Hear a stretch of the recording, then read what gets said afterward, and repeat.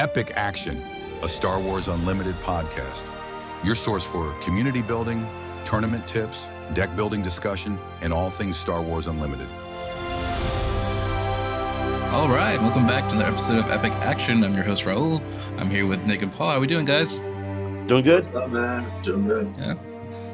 Awesome. We've been living in a world JTL for 2 weeks now, and it's been pretty fun. We all got the chance to go to a pre-release this past weekend. We're going to be talking a little bit about our favorite cards and some previews on the Galactic prizes that were announced. But let's start off by talking about some of the our favorites from JTL and what we think are called sleeper hits. So I'll go ahead and lead us off. I think Guerrilla Soldier is kind of a sleeper. I mean, I feel like I've played it at like every pre-release I've gotten it in, and I don't really see a lot of people talking about it. But you time that right, and they have no choice but to give you a ready unit. So Guerrilla Soldier, it's a 3 cunning aspect. When played, deal 3 indirect damage to a player. If the base is damaged this way, ready this unit.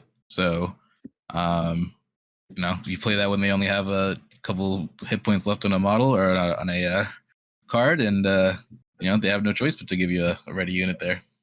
I mean, what do you guys think about this card? I haven't seen a time when it has not hit. Like, there's been a few. It's very rarely, but like, even if you have a battlefield marine, it's like, are they putting all 3 on there? Because if they attack first and you just play this, I have not yet had an opponent take all 3 damage on their unit on their turn 1 play. So forces them to consider that. It being just cunning aspect, not hero or villainy, opens it up to be in a lot of decks, I think. Obviously, you want to put this in a Boba deck, Boba 3, Boba Pilot. So, OG Han got a little bit better today. He needs the help. All right, and then probably my favorite card of the set, Planetary Bombardment, red or aggression aspect, 6 cost, deal 8 indirect damage to a player. If you control a capital ship unit, deal 12 direct damage instead. I mean, that's a lot of damage to deal with. It just feels fun to play that while you have out your capital ships. It's just in some ways it can be a win more card, but I mean I've managed to play 2 of these back to back in my Thrawn deck to deal 24 damage. Yeah, it's a closeout card. I don't know that it's necessarily a win more, because there's a lot of smaller capital ships. I mean, the Corvus being one of them. That comes out right before this, and you go Corvus, Planetary Bombardment. That game probably over at that point. Yeah. Yes. I was playing Buddy Hunter yesterday at one of the events at your hobby place between rounds. We were doing a draft, but which we'll talk about in a bit. We were playing, and we both had that card in our deck. And we just both played it like on the same turn, so it was just for the walls, just to get all that damage out. So I think this is my favorite card of the set. It's definitely a fun one. Yeah. Who wants to go next? I guess I can go next, because favorite card plays right into Planetary Bombardment with Devastator. So 8 costs, red villain unit. Assign all indirect damage. So play Devastator down, and then play Planetary Bombardment the next turn. You're dealing 12 wherever you want, and that's probably going to be the base. Yeah. So that's reason not to. Pretty much game. Nice. Yeah, I like this card. And for what it does, 8 is not that expensive. No. Like you think about Avenger, it comes down on 9 and it kills a unit, but this Yeah. I guess it's probably because of the health. It's only 6 health. Well, 6 and 7 it coming out on are also much better. Yeah. With PI. True. Oh yeah. Right. There's also red ramp now. So Yeah. Cool. All right, and then we have here your next card. My least favorite Rampart, I still don't get it. Well, I have Cat and Mouse on here. Sorry, but you also hate Rampart. All right, well, I hate Rampart. So I'm surprised you. Just because I like even the Green Squadron A-Wing, the 3-2, like this dies to that. And you're like, cool, there's no R2 for villainy, so you can't get a zero cost upgrade to get it up to one. Unless there's some other card they're planning in a future set that's going to be another pilot or something for the villainy side. Yeah, it kind of goes with Rio a bit, but man, I guess you could use Rio's effect to get it up to 4, and then it readies because the regroup phase is still part of the initial phase. Like it's that last phase, part of the phase. Mm-hmm. So maybe that's what we're all missing, but that's my least favorite so far. Okay. I'll run through the sleepers real quick. Sorry. Well, really quick though. Rampart, it's the ship. Just for you don't know, Rampart is how much does it cost? 3 or 4? 2. 2, and it can't ready unless it has more than 4 power, right? Yeah, 4 power. Yeah. So that's why maybe we're just missing it and it's Rio was the pilot for the ship in this. It was like a Han Solo prequel comic book. Mm. So, okay. And maybe that's just what we're missing is, hey, you played in a Rio deck and you just tap Rio and now it's ready turn 1. Yeah. It still doesn't survive to Kylo's tie or anything else, so you might as well play those other ones that are 3-2s. I don't see the difference here. Fair. So then what are your thoughts on Cat and Mouse here? Cat and Mouse. So Cunning Villainy. I've played this a couple times. So I put this in the trench deck I'm making. And it's real good when it's like, hey, I flipped my leader onto a pilot unit. Oh, you did that? Cool. Exhausted. Now I just ready the unit I just attacked with. I wasn't thinking much about it. I think when it first came out, I was like, it looks cool, but what's going to be the real impact? And I think every time I played it, it's had a decent impact. And then it can even just exhaust something if you're in a different arena and you have nothing to do like to stop that arena side. They play a ground vehicle and they flip this giant thing out there and you're like, oh, here's 3 costs, just exhaust it. Yeah, we're living in a JTL world with giant units, so it's I think you can exhaust a unit for cheap. Pretty good. Yeah. And then Ghost is probably my second sleeper here. He had a 5 cost blue hero. But I think the big thing here, it gains Sentinel the minute you upgrade it. But how many times did that save me?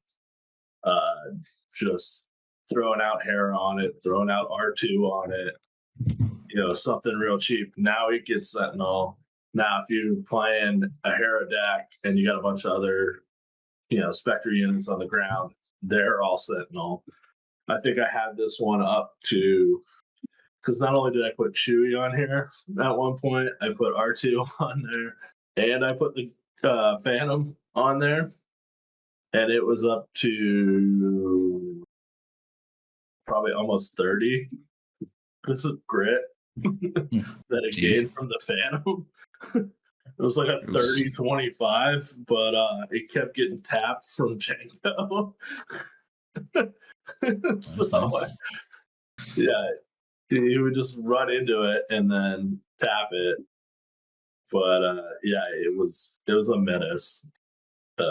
If you could ever pull off the Phantom on there, it gets real rough.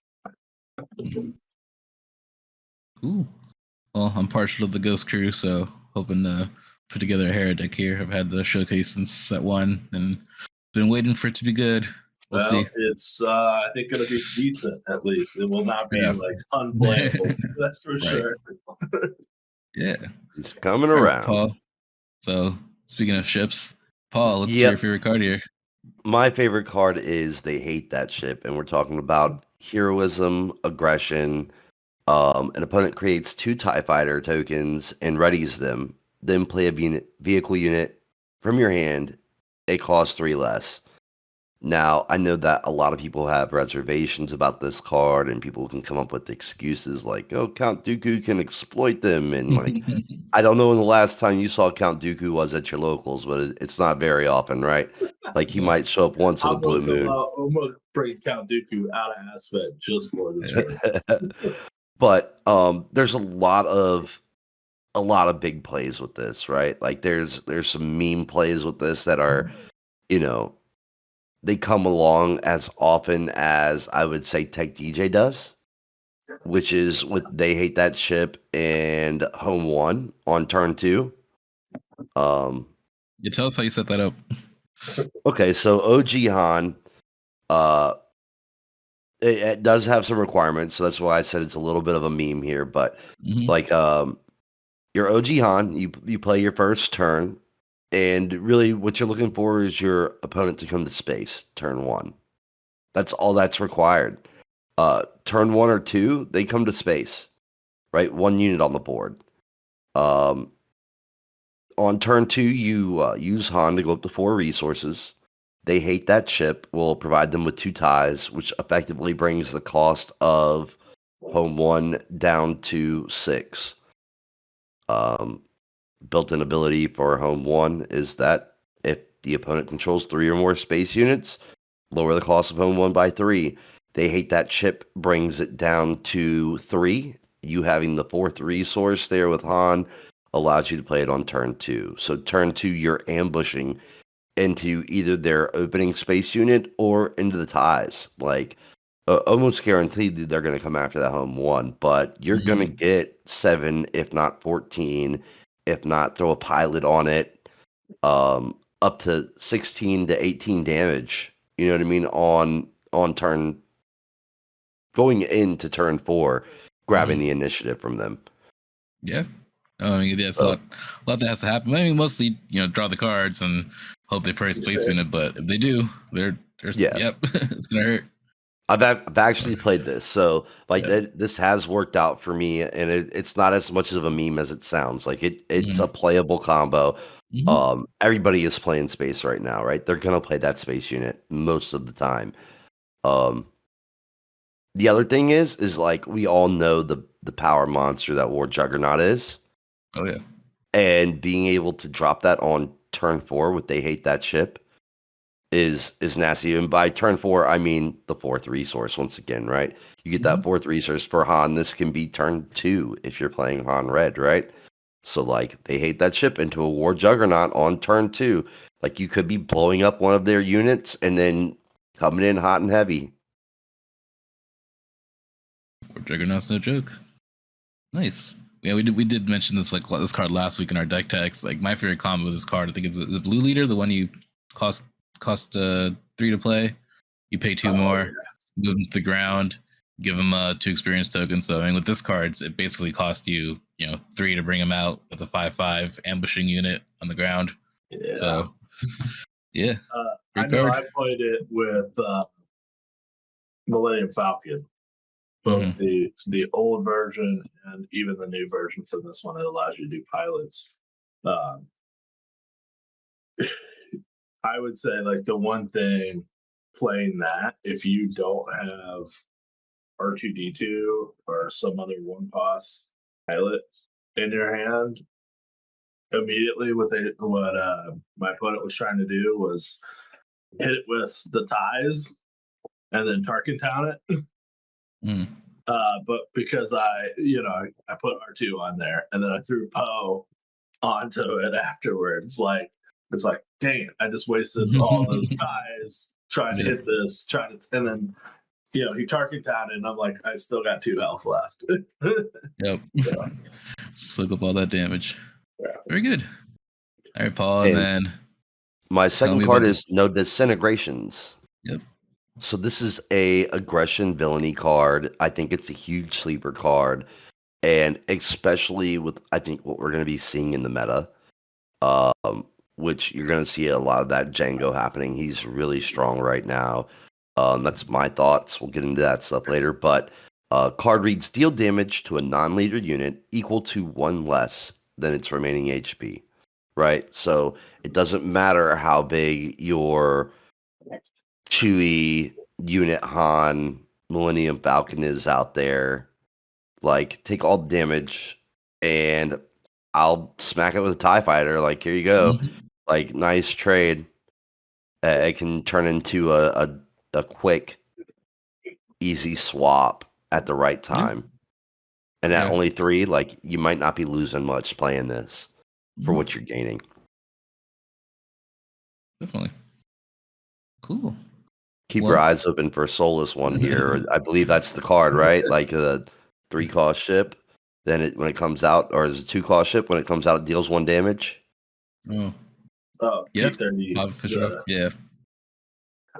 There's a couple of them. A couple should actually do that, you know. But for sure. Awesome. All right. So that was some of our sleepers there.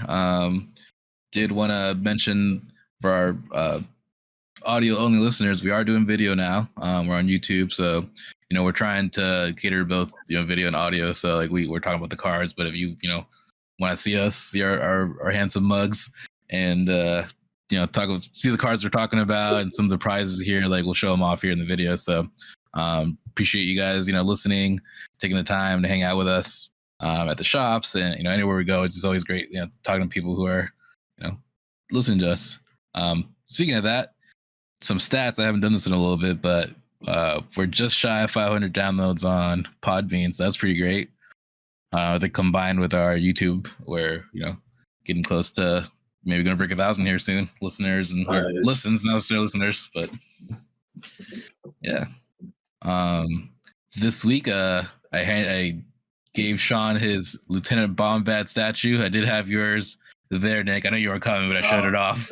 So it's a great, the Binker, it's the Thinker with Jar Jar's head on it, and then we got discus throw Jar Jar. So I'll post some pictures of that later in Discord. But congrats to that. Yeah, it's pretty weird, pretty funny. Look a good hit. So I'll just figure out what I do for the trench one. I think I do have some trench like statues, nothing silly like that, but we'll figure something out. So yeah, just a reminder, we have a bounty out on trench. Win or go positive games in a tournament weekly. Yeah, I think it could be weekly. This is gonna be rough to play for a little bit. I was gonna say showdown. I think there's some play now that I've played it a couple of times, but in routine a little bit. I don't know. I'm almost like the deck I built. Like, would it be any better if I just switched it to Watambor? Fair. That's kind of my other question. Is like, I'm not using the trench much, but if you get to its deploy turn, at least like the 15 Vulture swarming droids, you have another play on that turn, and that it's not just a throwaway play, I guess. Yeah. Speaking of Vulture droids, I'm up to 9 hyperspace flow ones, so I need 6 more. 6 more. I have one. I got 2 from you already. Nice, another one. I started coming out for my my promo 15. Nice. Yeah, I got like 2 of those, I think, but I think I'm gonna do like maybe 10 of the regular one, 5 of that one. So, so this past weekend we got to do an event. I think one of the first ones in a little bit that all 3 of us have been able to go. We went to Crimson Kings in Stafford, Virginia for their pre-release event. It was technically during release like weekend, but we had other events the week before, so they kind of we talked to them, we figured out when was best for people, and they were very accommodating. They fit us in on Saturday, and we had a pretty good showing. Had 10 people come out. Not bad for so we haven't really had a chance to have locals there for a bit, so maybe we can try to bring it back to that store. But the store is fantastic. I mean, super clean. They're very community oriented. You know, A lot of space. the A lot of guy was space. just like bringing out boxes of like extra Yeah. cards too, and I'm like, oh my god, I can't even like think about looking at these right now. Right. He's like, here's all our bulk, all our hyperspace stuff. Take a look through it. Yeah. And then just they they always just two brothers that own the store. They're pretty cool. Every time I go, they always like will just hand you like a promo pack. Just thanks for showing up. Here's a promo pack. For So sure. that's pretty cool. And then that's actually who Nick is also at too. But I get my grading for PSA done through them. They you drop it off, and it takes about 2 months just because that's how slow PSA is if you go for their basic package. But they get a pretty good deal. Just drop a bunch off. So I have quite a few showcases I'm here about to drop off, and I pulled my third serialized card, so that definitely needs to go off to the graders. So right, got a Banshee. That was pretty cool. From mostly, Kings actually. I mostly don't care about the grading itself. It's mostly to protect it from me. From yourself. I That's know fun. if I have them sit around enough, something bad's going to happen. So yeah. I have them in the hard cases, but I can still feel like the cases that they put them in for grading. Somebody's going to spill a drink, and this is going to go right in that hard case. Sad times. So I'm the opposite, guys. I'm not going to grade anything. You can hang it up. Yeah. I don't like them. Don't have anything to grade, so. Oh, damn. I have lots of set one showcases. Sure does. Awesome. Well, the draft was great. Just some fun stats. We had 6 Boba Fett players, 3 Luke players, and a lone Von Reg. So this is actually my second draft in a row where I went 3-0 with Boba. This one I did Boba Yellow. I think the first one was Boba Red, just because the pool worked out that way. Sorry, it was a sealed event, not a draft. We did the draft yesterday. Shout out to Aggression, strong limited appearances. Yeah. Boba's just so strong. It's like you get a free mini Overwhelm Mirage. You pop him out. He's just really good limited. And I played against him in just some casual premiere last night, and just the amount of damage you can put out is nuts. Yeah. Did you guys both played I played Boba, Luke. Or you played Luke? You're Luke players. Mostly because that's just how my pool. Like I think I drew all of 3 villainy cards, so it was really down to Rose and Luke because those were my only 2 hero leaders other than Han. Luke was fine. I didn't draw a lot of removal. That like when my one loss was against Rick, and he just. He was just removing my units. I had plenty of units to play, but because he kept removing them when it came time for that Boba flip, I just didn't have anything to board. Still, it's 2-1 game wise, but Nice. Shout out to Rick. We went to get sushi afterwards, and that was great. Yeah. Funny picture. Oh yeah. He ate a little bit too much, so we're struggling to get up. But we went to one of those all you can eat sushi places down in Stafford and Fredericksburg. So yeah. Paul, how was your draft? Your pre-release event? Like how was your experience? I mean, I played Boba. I was really excited to play pre-release. That was your first one, right? It was my first one. I only did Twin Suns before that. So, for JTL, anyways, right? My first JTL pre-release, I did go with Boba. I didn't enjoy the pool that I had. My Twin Suns pool was much stronger, but I ended up with a lot of heroism cards and no heroism leaders.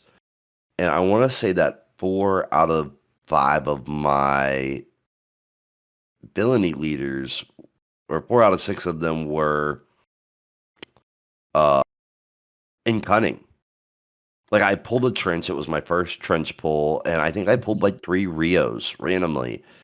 And I ended up going with like Boba, and I think the only heroism leader I had was the Han that came in that came with it, and I was like, no, we're not doing that. Like getting down to odd cards and making this viable isn't going to work. So I mean, keep I pulling didn't that. do so hot. As I keep pulling that Han unit in like all three of my like drafts and pre-release events. I keep pulling him, and I keep like just playing him off aspect. He's pretty good, for 4 costs. If you're yellow, at least you're Oh yeah, to attack action economy. So yeah. I mean, the Han unit is great. If you can make it work, right? Like for me, I was definitely in the villainy. Like had to go villainy here with my leader viability, and Boba was just my best option. I wish that I had a pool that supported him a bit better, and I could imagine that with that he can go 3-0 pretty easily. You know what I mean? Like I played some Boba for fun, and I enjoy him a lot. So not so hot on the pre-release, but I had a good time. It was awesome. Well, I had the opposites. I went 3-0 twice, and then yesterday in the draft, I dropped everything. I couldn't get no game. I couldn't win a single game, which was rough. But I had fun. I was playing Vader yellow. Thought I was cooking with a cool deck. I had a lot of like sentinels and a lot of like indirect damage, but it was very slow. Trying to get those TIE fighters out, and then people I played against were, I think, Luke. Adam was playing Luke, so he just cleaned up pretty quick. Everything I threw out, he would just ping it with the free Luke attack, so free damage. And that's the tough thing with Vader. It's basically Luke's arm counter there. So that ability is card counter Vader's. Yeah, I did at least get a legendary at each of my 3 packs, but I did pass on the ghost to Hunter because I knew he needed it anymore, and I was going to play it. So I was like, "Happy birthday, buddy!" So cool. Another good event at your hobby place. Next week they're doing one more week of draft next Wednesday, and then we're gonna start doing premiere. So if you're in the area looking to play some JTL draft, your hobby place Fredericksburg, Wednesday night, 7:00. That should be the 26th of March. I unfortunately can't make it because I'm going to be in Adepticon, judging Legion Worlds, checking out some new Shatterpoint stuff, playing Halo Nationals, taking my limited stuff. Me and a couple of the other judges all play, so like we're gonna play some events, and I'm gonna see if I can get into a side event. So yeah, looking forward to that. It's gonna be a lot of fun. And I am gonna be there, but I'm headed to Nashville after that. Yeah. Nice. Cool. Awesome, guys. So want to talk about some of these cool prizes that we're talking about events, maybe one of these cool prizes that we're showing off. So there we go. See on screen here, we got a couple of the, not everything has been announced, but a lot of the cool alt art cards. They're doing a thing called silver and black booster packs at these events. So this is for Galactic. Do we know this is just for Galactic, right? This is for the sectors. I have. You guys were talking about there were sector prizes, but obviously I'm looking just at the. Yeah, so these I'm showing off here for Galactic. So we're looking at like alt art, Snoke, the Invisible Hand. We got some alt art ships like the new Ghost, the Annihilator, Poe and Luke pilots. Like these are really nice looking alt arts. I mean, look at that super laser blast. It's just the art's really cool. I'm gonna need to get 3 of those, put in my item deck that hopefully will one day be viable again. Not with 3 of them in there, but yeah, in Twin Suns maybe. Yeah. And then of course I need to get that Ahsoka. I think that's really cool art for sure. Yeah. So these are all prizes you can get inside these packs. If you win a certain amount of games, I think everyone gets like 3 silver packs just for showing up. Is that right? Something like that. And then if you make it to day 2, or depending on how many games you win that day, you'll get a couple, another handful of packs. You make it to day 2, you start getting these black packs, which have slightly different cards in them. And then there's all types of prizes like really cool mats, deck boxes, a bunch of card sleeves that they're showing off with art from the cards. So they're really like throwing some cool prizes these things. So Yeah, it's gonna be really nice. Got my flight booked. I'm super Man. excited. It's making me want to try to make that trip, but I don't know if I can. You should. We can, split a hotel room or something. Yeah. Just gotta book that. Maybe if I hadn't bought so many carbonate packs. Yeah. You probably could have gone if you had. Probably could have We'll gone see. twice if you bought half. Right. Hey, I got those 3 CRLIs, so worth it. Yeah. Yeah, well, we'll see if it's worth it. Yeah. Cool. So yeah, so just want to show off some of those prizes. Yeah, it looked really cool. I think my favorite is the mall holding the football, just flying through the air. Oh yeah, I do have that one up on the screen here, so that's funny. I'm just looking at the mat and like from a distance, the first time I saw it, I was like, what is he carrying in his arm? And then I only realized he's not carrying anything. Yeah. That just made me I see this meme every so often pop up. It's like, think about Darth Maul in episode 1. He's chasing the ship and he sees this little boy. He has no idea who the little boy is, and he just goes to run him down like with a speeder. It's like, this dude's evil. He's just, rolling over the little kids in the desert. Yeah. So awesome. Are you guys surprised that they're putting Luke and Vader on the prize wall? No. I mean, I'm glad they are. I mean, I think most people were hoping and expecting it, but yeah, the Luke and Vader showcases will be on the wall, which is awesome. Just don't know how many prizes is. Are the sector ones supposed to have like a sector? There is a Luke and Vader showcase going on the wall at sectors, from what I understand. So there is a news article for that, and I believe that's up there. Okay. Yeah. So for listeners, like the prize wall stuff, you get tickets, and it's all from side events. It doesn't really matter how you do in the main event. I'm just trying to wonder how you're fitting in the main event and all these side events too. So I think did they not announce tickets are also going to main event people? I'm pretty sure they broke it down a little while ago. No, they were saying like the tickets are strictly from the side events. Like you get these packs from playing in the main event, and the side events are different. Yeah. So grinding out those pods. Yeah. I don't know how well that's gonna go over. Yeah. We'll see. I'm just trying to figure out how you're supposed to do. There's enough prizing from those black and silver packs. Mm-hmm. That's probably fine, but yeah, I mean you get other stuff too. Play mats. I think top 32 get a really cool Vader mat. So yeah, I'm just thinking about the vast majority of players that are going to play day one, and you're telling them, "Oh, you're not going to get any tickets." Well, no. I mean, if you scrub out day one, you go do all the side events, and you get that's right. Yeah, you get a bunch of tickets. Yeah.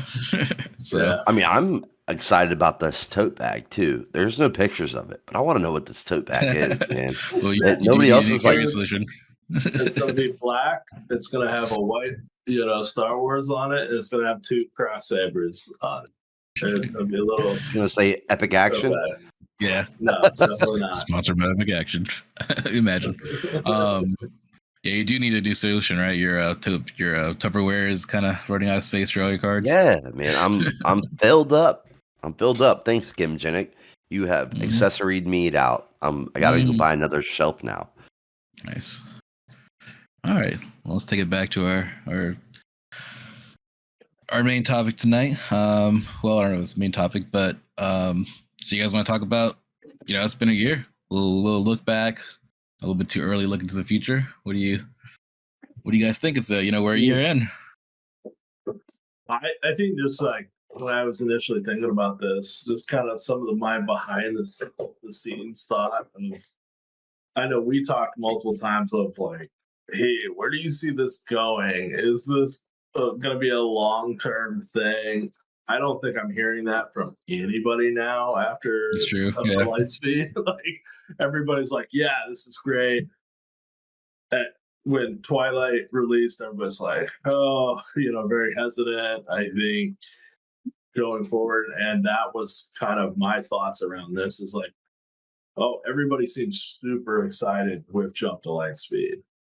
And that kind of there's no real, doesn't seem like a lot of trepidation. There's a lot more information out. You're seeing a lot more about where FFG wants to go in the future. Organized play seems to have settled on. So I think that information finally getting out has really got people excited, as they've gotten over some of the worries that each set is just going to be ho hum, I guess. Some of my concerns are JTL's great, but following what we've gone through for the last year, JTL is supposed to be great. JTL is our spark of the rebellion come next March, right? So I know it's a little too early to look to the future, but we can look and say, like, in a year, Spark all the way through Twilight's gone. You know what I mean? And I think that's a good thing. I think it allows for players to come in. I like to keep the cards fresh. And we have formats in place to be able to use those cards. They're not a waste of your time. They're not a waste of your money. Buy them, get what you like. If you're new to this, you know what I mean? Get what you're looking for. Yeah. Right now might be one of the best times you can. This is going to be right in between before, your prices soar sky high. Like, where's Boba 1 at? Well, I don't know. I was looking at in my box. Apparently, I'm sitting on a gold mine because triple dark raids are up to like $25 a card right now. Yeah, triple dark raids are going to be great. No, plenty of those. We all got bunches and bunches. I got like I got 9 cards and ready to go. Set up a whole store just based on triple dark raids. Perfect thing is are we gonna cycle? And when I say cycle, like with rotation, like Spark of Rebellion's amazing. Shadows might be considered to miss the mark out of the 3 sets prior to JTL. I like Shadows a lot, but other people, from what I've heard in the community, they missed the mark a little bit. Yeah. No, I think I don't know. Twilight, I'm kind of like, Spark wasn't, or Shadows wasn't as bad as I thought initially. Yeah, that's what I've been hearing is the consensus is that Shadows now. It's like, that was actually a pretty good set. Yeah, starting to agree. I mean, a lot of meta defining cards in that. Tech, DJ. Right. I still don't know why Cad Bane was not in that set and why they pushed it off to Twilight. But you just want Cad Bane in every set. That's right. I do. I want a more usable Cad Bane. Yeah.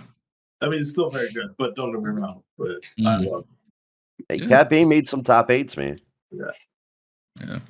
So yeah, when we're living, JTL is going to be around for 2 years in standard and Premier play. It's like this is the set that's going to be around for like for the first few years of the game, probably the longest. Right. I still echo what I said before. I think the 3 set rotation is a little too aggressive. I wish they would just pop out like Spark, once at a time, because it's it's a lot to go through at one time. But we'll see. I mean, this seems like they have a plan so far. Yeah.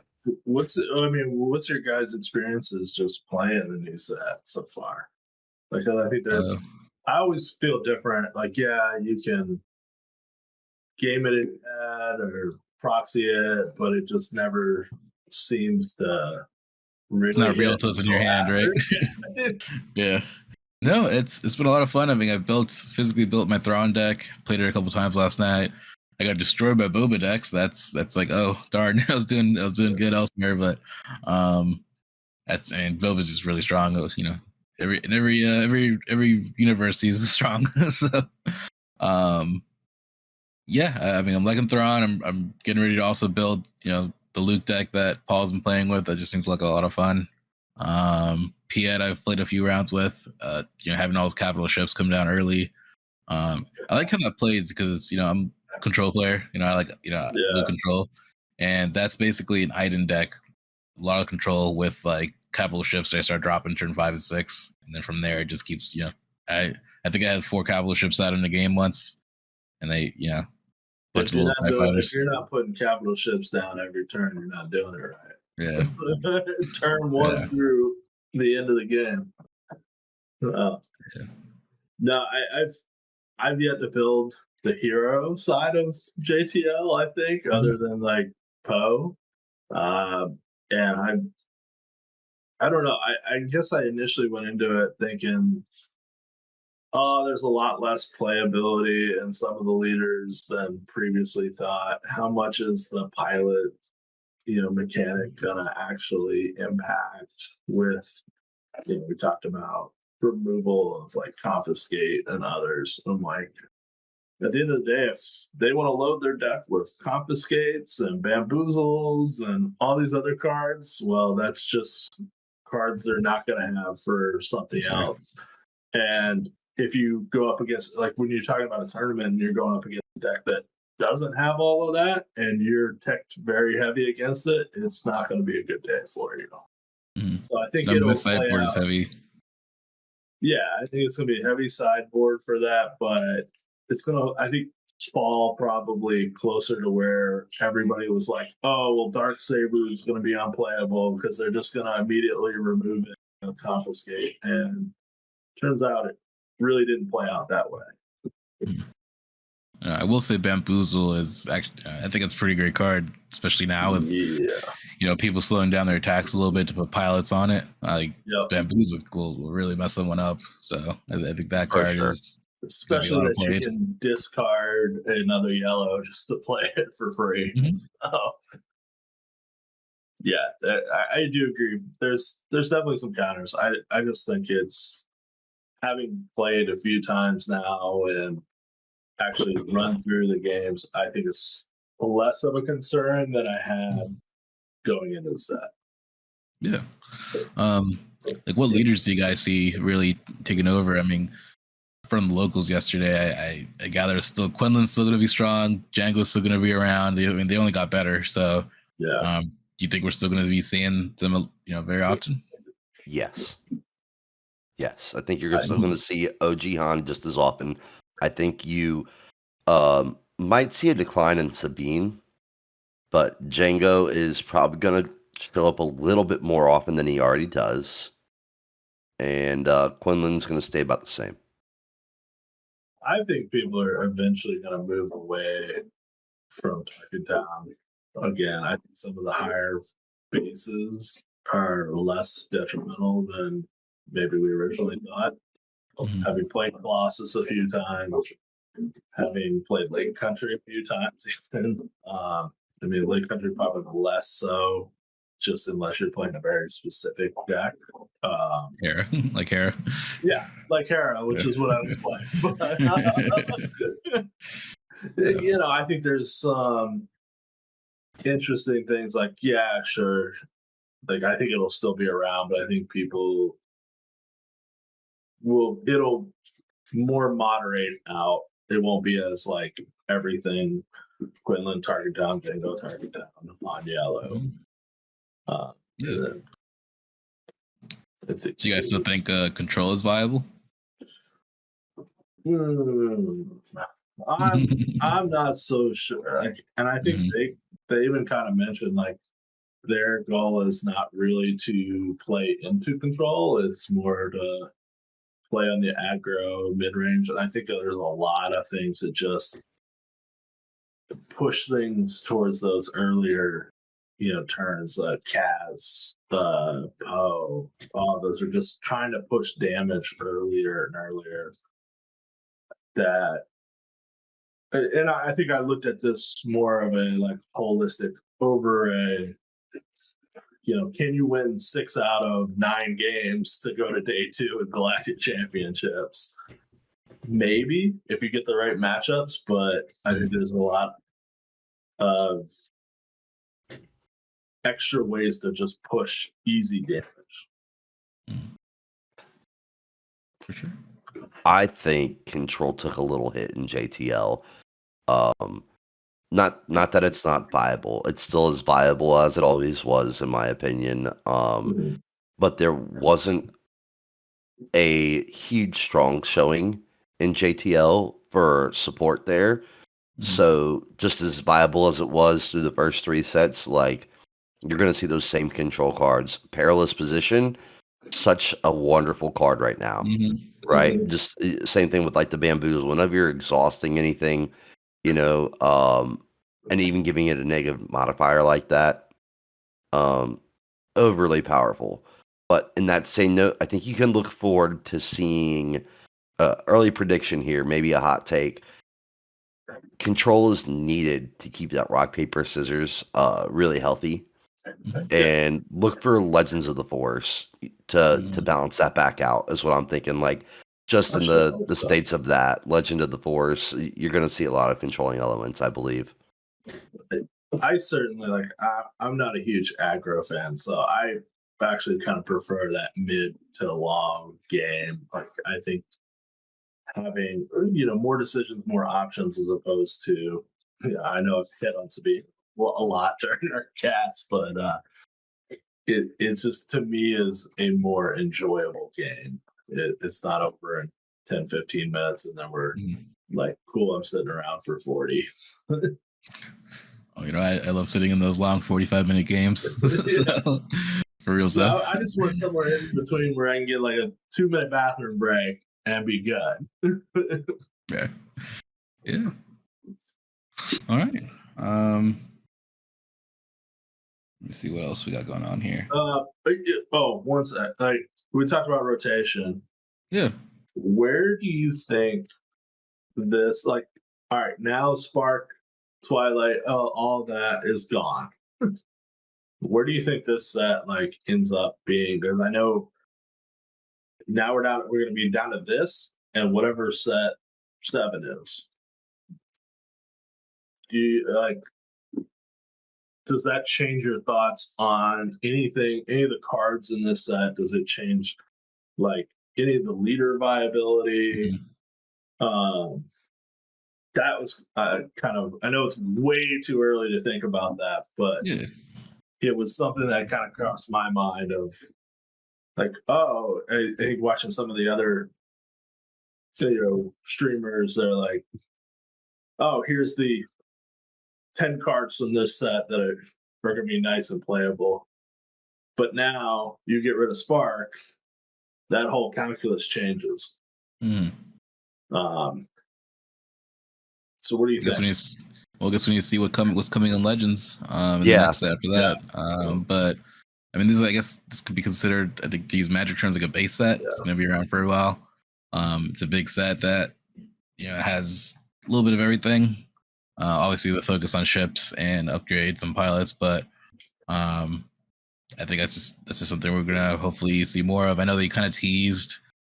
If you're listening to their prize stream or reading their articles, they're talking about in the next set they're gonna have a lot of I think weapons, people's weapons are gonna be some. Nice. Maybe that might be a hint to what the procedure is gonna be, like Mace's lightsaber, new version of it or something. But I think that's gonna be one of the themes of the next set is equipment upgrades. So hoping to see more of that. I think. I didn't mean obviously I like control and like just straight up killing things, but it is fun to like have that mid range, a lot of options, like who do I attack with first, who am I putting this upgrade on? I think it makes for a little bit deeper gameplay, a little more activity. I think with this set, I've seen a lot more of those removals be more conditions based versus just, hey, remove this unit. It's not power of the dark side where you choose or take down, or it's like, if you do 2 damage and the ship dies because of this, you do 2 damage to the base, and it's not as just straightforward. So I find that a little bit more interesting, and I'm interested to see once a lot of those removal from Spark, move out of the set, how that changes. No glory, no results. I think it's a pretty cool card. It's the one that you take control of a unit and then defeat it. So I don't have that in my Thrawn deck, but I think it needs to go in there because that's how you can get someone else's when defeated ability. And it's a little conditional, but that's a pretty cool way to steal their when defeated. I think very strong. Another sideboard card. Great way to deal with a Chewy upgrade. Yep. Sure is. So, yeah. But you remove Rivals Fall and you remove Vanquish. from the set. Now that becomes that 5 cost, whatever, like just straight delete a unit. But it's got more conditions on it. It's got more things you're going to get out of it. So, cool, man. All right. So sectors coming up real soon. Richmond sector, about a month and a week away. You guys locked in yet? Are you locked in? Are you locked in? Because I'm not. I thought I was. I was leaning Thrawn because I built it, but like seeing how he just gets wrecked by Boba, I'm like, wait a second, maybe I need to go Boba. So I don't know. I'm still up in the air. I'm trying to play all the leaders, and especially with this league we're doing with the Twin Suns guys. It's been really fun. Like just trying different leaders. I had really fun with an Asajj deck. She's aggro, but she had a lot of cool like play with removal using her ability. And she just hits real hard. So I don't know, maybe Asajj, but I'm gonna try to give all the more obviously good leaders a try. I'm not about to take like Lando to sector. That's rough. It's a Lando showcase. Let me know. Yeah, I mean same. Yeah, he's just a leader. I mean, so maybe someone has a secret sauce on him, but like he just seems very conditional. Try to get off like that. His ability, like it's not really worth it. But, so for me, I'm not sure where I'm playing at. I would say I definitely encourage people to try some stuff, and that's what like I know I'm going to probably this weekend get back to the Epic Journey portion now that we've got a few different decks being built, and that'll probably be a weekly thing. But it's going to be a lot of different, like you said, for this league we've been trying different things. I haven't played the same deck twice in this league.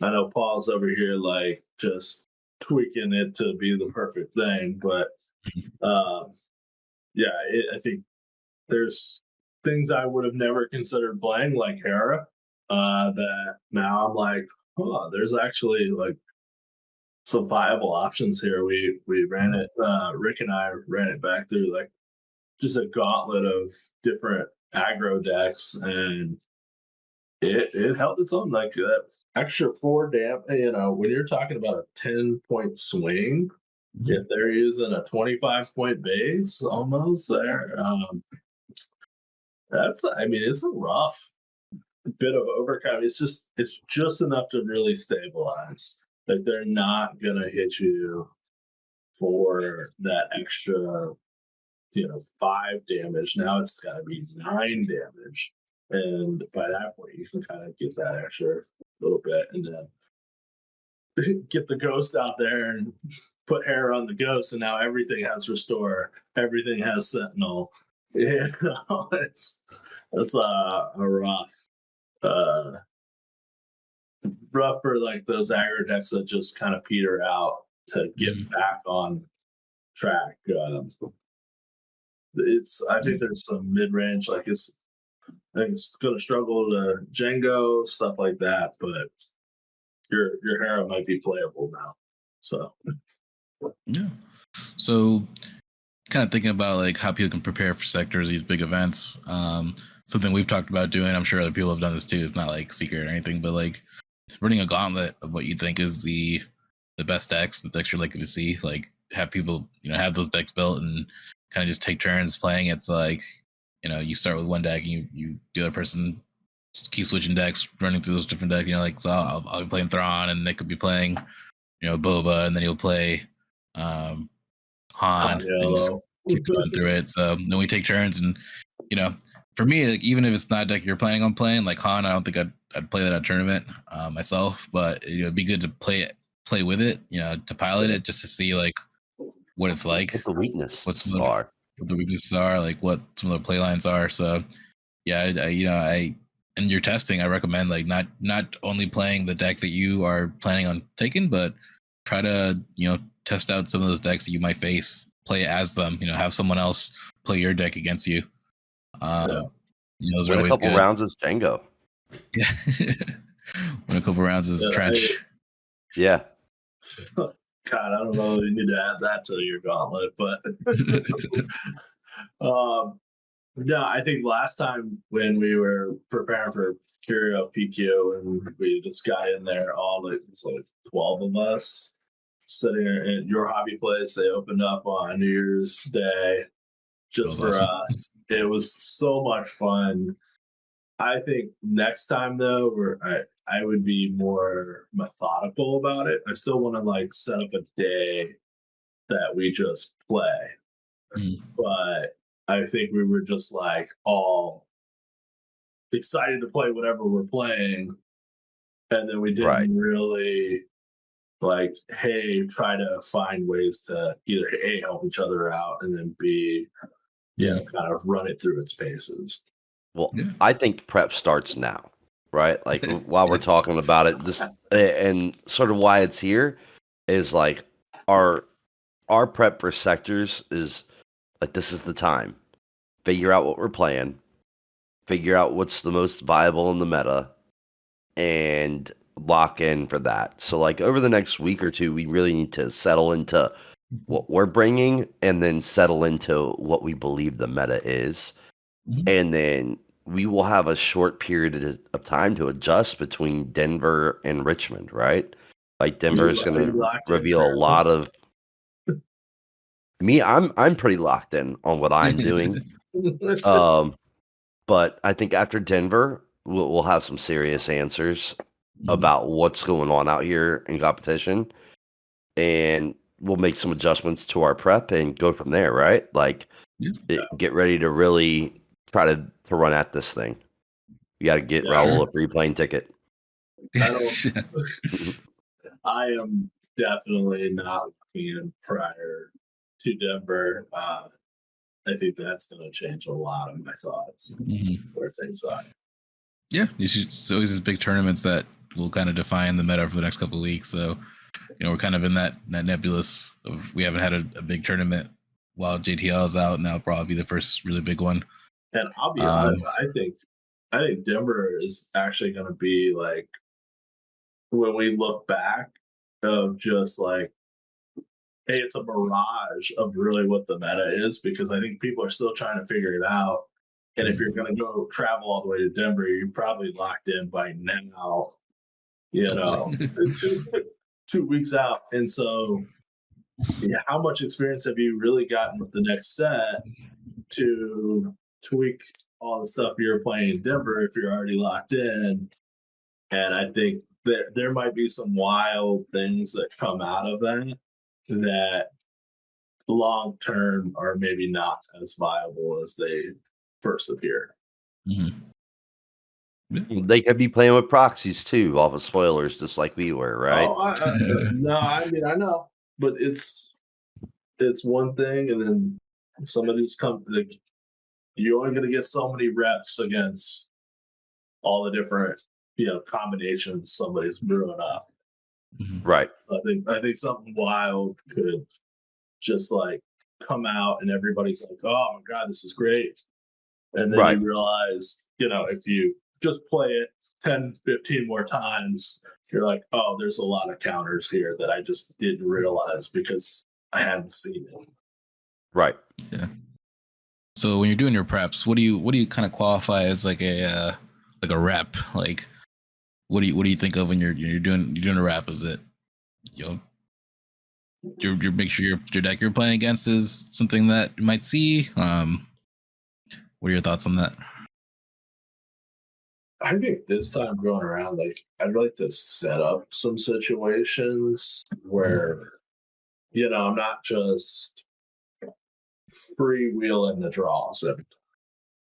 Like, if I'm going to build a deck to have certain combos, I want to, hey, let's preset that first hand to kind of set up that combo, but to see if it actually works, if it actually plays out the way I think, or if it's Mhm. just going to be, nuked turn two. And then it's like, all right, well, building around this combo is not even worth it because there's so many different ways you're beating it before I even get to play it. Mhm. I think that would be an interesting way. And then, so you're not just at the mercy of a random draw.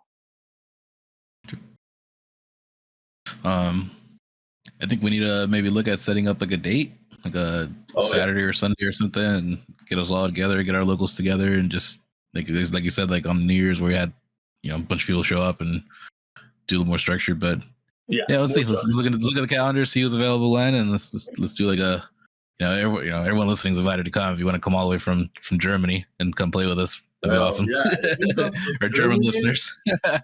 I will pay for your food and whatever we eat. So, yeah, please come from Germany. Yeah, shout out to our, I think, handful of German listeners. Cool. So, you guys have any final thoughts before we close it out? No, I'm looking forward to Sectors. It's going to be on my birthday, actually, but nice. So it's either going to be a good day or a bad day. Just on your birthday? Yeah. So you gotta guilt some opponents like, hey, you can't beat me today. It's like not legal. He's ready as extra resource here. yeah, right. Cool, man. Yeah. So shout out to our local stores. Your hobby place, Curio, Crimson Kings. Hopefully, we can start going back to. If anyone has any events they want us to talk about or share, let us know. We do have the Richmond Open coming up. That's May 4th. It's going to be an event, a tournament that's Saturday or Sunday. It's a premier event. If you're not able to make it to Richmond, or if Curio Springfield, Virginia is closer to you, I know Curio is planning on doing some sort of event. It's not really been announced yet, but I know he's thinking about Star Wars Day, May 4th, like huge Star Wars community there. Be a no-brainer to do something. So I'm sure there's going to be a lot of events everywhere. But if you're in this area, these are just some of the ones you can go to. Yeah, for sure. Cool. All right. Well, that's it. We'll land the ship here. So, Epic Action. I'm Raul. I'm Nick. I'm Paul. All right. Catch you guys later.